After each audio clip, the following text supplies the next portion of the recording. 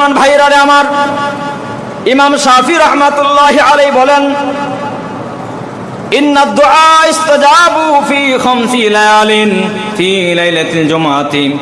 5টি রাত্রিতে আল্লাহর বান্দারা যদি আল্লাহর গোলামি করে দোয়া করে, কয় রাত বলেন তো?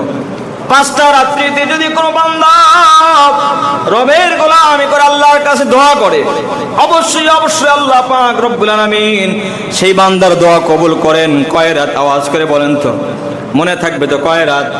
5টি রাত্রিতে জেগে জেগে যদি কেউ আল্লাহর গোলামি করে, তার আল্লাহ তাআলার কাছে দোয়া করে, দোয়া কবুল হয়।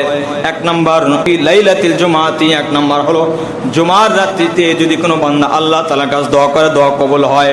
আল্লাহু আকবার বলেন, আল্লাহু আকবার। জুমার রাত, যেটা গত রাত্রে তো অতিবাহিত হয়ে গেছে, প্রত্যেক জুমার রাত বান্দা যদি কোনো আল্লাহ তাআলার কাছে দোয়া করে, আল্লাহ তাআলা সেই দোয়া কি করেন? কবুল করেন। 2 নাম্বার হলো লাইলাতুল আযহা। 2 নাম্বার আযহার, ঈদুল আযহার রাত্রি, যে রাত্রিতে বান্দা যদি আল্লাহ তাআলার কাছে দোয়া করে, দোয়া কবুল হয়। 3 নাম্বার লাইলাতুল ফিতরি। 3 নাম্বার ঈদুল লাইলাতুল ফিতরি, এর পরে 3 নাম্বার পয়গম্বর বলেন। 3 নম্বরে হলো ঈদুল ফিতরের রাত্রিতে কোন বান্দা যখন আল্লাহ তাআলার কাছে দোয়া করে, অবশ্যই অবশ্যই আসমানের মালিক সেই বান্দার দোয়া কবুল করে থাকে।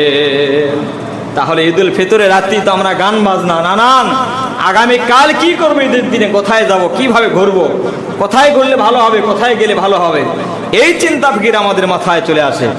অথচ সাহাবীরা এই রাত্রিগুলো জেগে জেগে আল্লাহর গোলামি করতে পারেন। সুবহানাল্লাহ।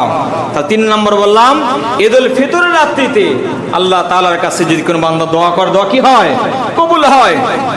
4 নম্বরে আউয়ালু লাইলাতি মিন রজবিন, রজবের প্রথম রাত, রজবের চাঁদ যেদিন ওঠে, রজব মাসের চাঁদ যেদিন দেখা যায়, ওই রাত্রিতে আল্লাহর কাছে দোয়া করলে আল্লাহ তাআলা দোয়া কবুল করেন। সুবহানাল্লাহ।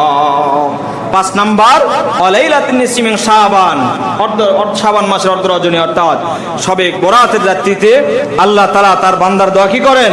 কবুল করেন।